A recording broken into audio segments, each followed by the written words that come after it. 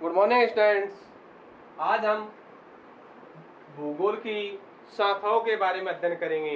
कल हमने भूगोल शब्द की उत्पत्ति के बारे में चर्चा की थी। भूगोल शब्द की उत्पत्ति ज्योग्राफी, अंग्रेजी के ज्योग्राफी शब्द से हुई है। ज्योग्राफी शब्द दो शब्दों से मिलकर बना है, जियो प्लस ग्राफी। यहाँ जियो का अर्थ है पृथ्वी, ग्राफी का अर्थ है वर्णन करना, यानी पृथ्वी का वर्णन करना है। इसके बाद हम और भी बातें की थी। भूगोल शब्द की उत्पत्ति जनक, भूगोल के जनक, इनके बारे में की थी। अब हम बात करते हैं भूगोल की शाखाओं के बारे में।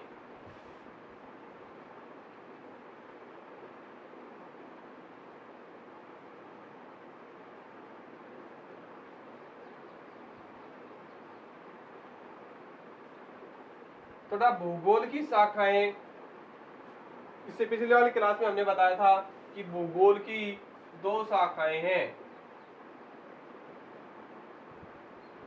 कितनी शाखाएं हैं? दो शाखाएं। पहले भौतिक भूगोल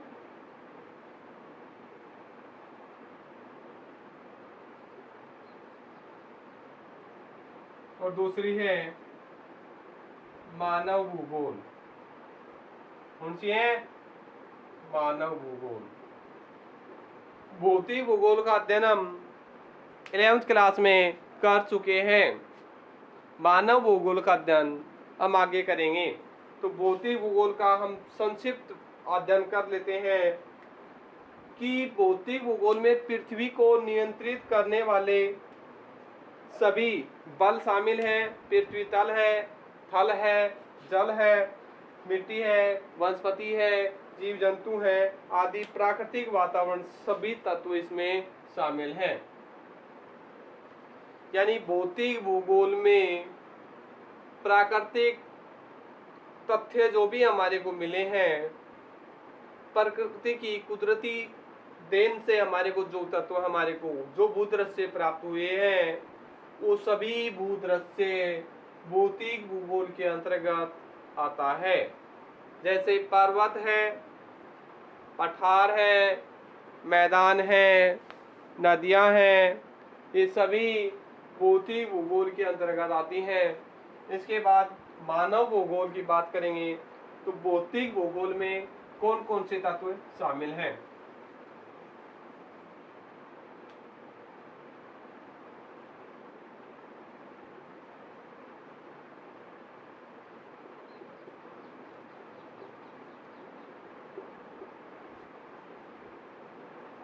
भौतिक भूगोल में पृथ्वी को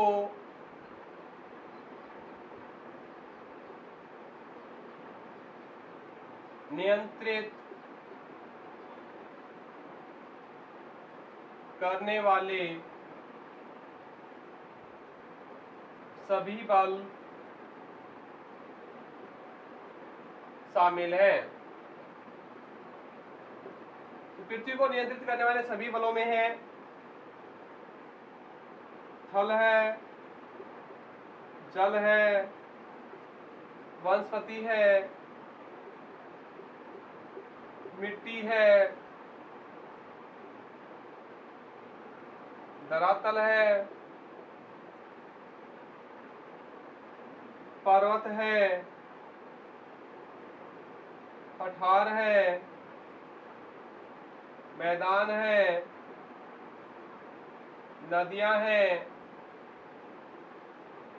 ये सभी भौतिक भूगोल में आते हैं कि इन सभी तत्वों के निर्माण में मानव का कोई सहयोग नहीं रहा है। ये प्राकृतिक रूप से कुदरती देन से प्राप्त हुए हैं, जिनका हम अपनी आवश्यकताओं के अनुसार उपयोग करते हैं। बाकी अगर हम इन भूदृश्यों को बदल देते हैं, इनका परिवर्तन कर देते हैं, तो वो सभी मानव भूगोल के अंतर्गत आता है। तो भौतिक भूगोल में सभी यही हैं। तो पृथ्वी को नियंत्रित करने वाले सभी तत्व इसमें शामिल हैं, जो कि हमारे को प्राकृतिक भूदृश्य जो भी दिखाई देता है वो सभी वो भौतिक भूगोल दिखता है। यानी कह सकते हैं जो भी हम कहीं भी जाते हैं, जो प्राकृतिक रूप से भूदृश्य जो हमारे को दिखाई देगा वो भूदृश्य भौतिक भूगोल के अंतर्गत आएगा। ठीक है बच्चों, अब बात करते हैं मानव भूगोल की।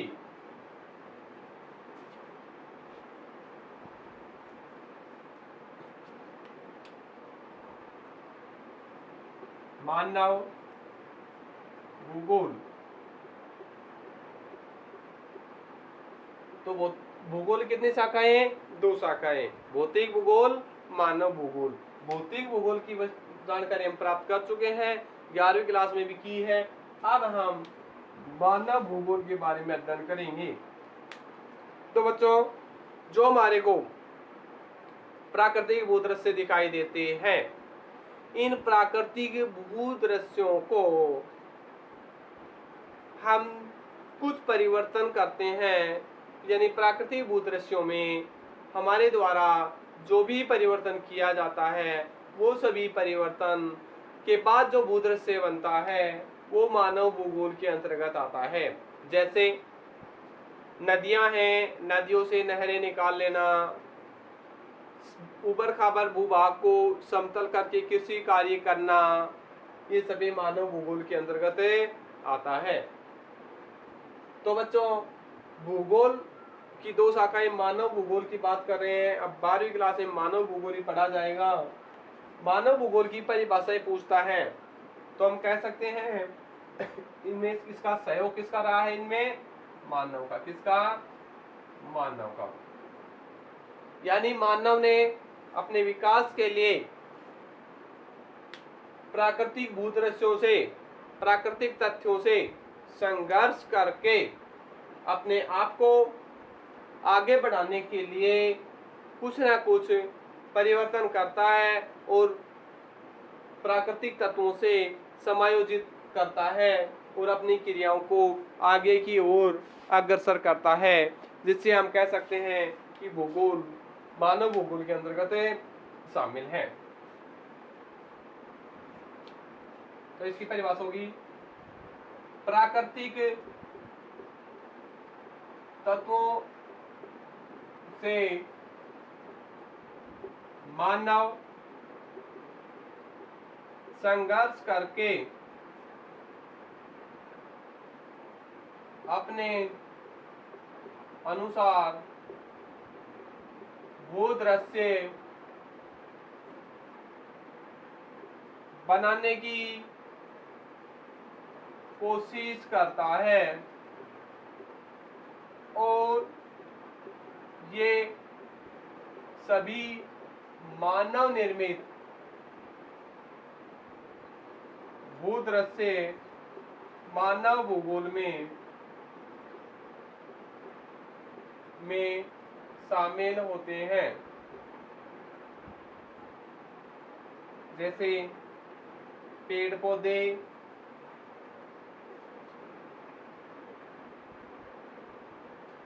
पालतू पशु, नदियां नहीं, नदियां भौतिक भूगोल में, नहरें, ये सभी मानव भूगोल के अंतर्गत आते हैं। तो हम बात आज इनके उदाहरणों की बात करते हैं कि भौतिक भूगोल में क्या है, मानव भूगोल में क्या है, कि आपको कुछ भी उदाहरण मिले तो आप इससे समझ सकें कि ये मानव भूगोल का है और ये भौतिक भूगोल का है।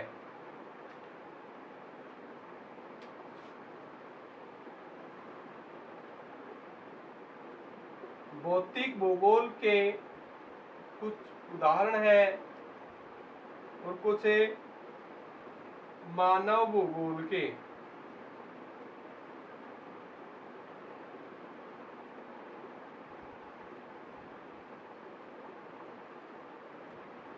सबसे पहले हम बात करते हैं वनस्पति से लेकर, वनस्पति किसमें शामिल है, और गेहूं, चावल, आम का पौधा है, शीशम का पौधा है, ये सभी किसमें शामिल है, इनके बारे में हम जानकारी प्राप्त करेंगे। तो बच्चों वनस्पति है, वनस्पति भौतिक भूगोल में शामिल होगी, क्योंकि वनस्पति के अंतर्गत छोटे पेड़ पौधे से लेकर बड़े पेड़ पौधे तक सभी प्रकार के पेड़ पौधे वनस्पति में शामिल होते हैं। इनमें कोई विशेष पौधा नहीं होता है, ये प्राकृतिक रूप से पनपते हैं। छोटे बड़े पेड़ पौधे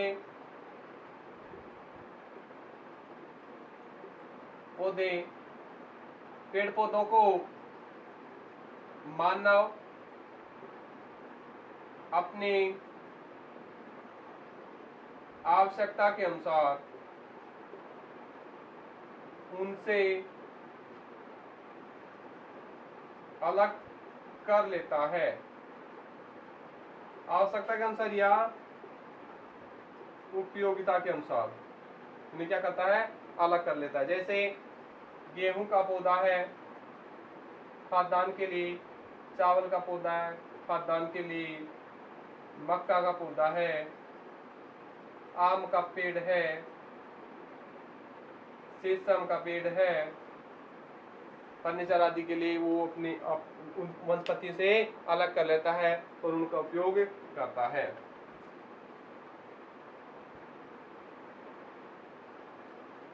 इसके अलावा बात होती है कि जंगली जो जानवर हैं, जंगली जानवर सभी किसमें आएंगे, भौतिक भूगोल के अंतर्गत। और पालतू पशु किसमें आएंगे, मानव भूगोल के अंतर्गत। ये पालतू पशु हैं पहले सभी भौतिक भूगोल में आते थे, जंगली जानवर ही थे, पर मनुष्य ने अपनी उपयोगिता के आधार पर इन्होंने उपयोगी समझा और कृषि कार्य के लिए, हल चलाने के लिए, बोझा ढोने के लिए या दूध प्राप्त करने के लिए, मक्खन प्राप्त करने के लिए, मांस प्राप्त करने के लिए, पशुओं से ऊन प्राप्त करने के लिए, उन सभी उपयोगी पशुओं को, महत्वपूर्ण पशुओं को पालतू बनाया ताकि हम आगे चलकर अपना विकास इनसे कर सकें। तो जंगली जानवर भौतिक भूगोल में और पालतू जानवर मानव भूगोल में। अब है नदियां, नहरें। नदियां आती हैं, नदियां हैं भौतिक भूगोल में, क्योंकि नदी का निर्माण करने में मानव का कोई सहयोग नहीं रहा है, पर मानव अपनी आवश्यकताओं के अनुसार उनसे नहरें निकालता है, छोटे छोटे नालियां निकालता है ताकि मनुष्य अपनी आवश्यकताओं की उनसे पूर्ति कर सके। जैसे पेयजल के लिए, सिंचाई के लिए, औद्योगिक क्षेत्रों के लिए, कृषि कार्यों के लिए ये सभी नाली नहरें प्राप्त करता है। तो नदियां भौतिक भूगोल में आदि प्राकृतिक रूप से हैं और मानव निर्मित क्या है, नहरें हैं।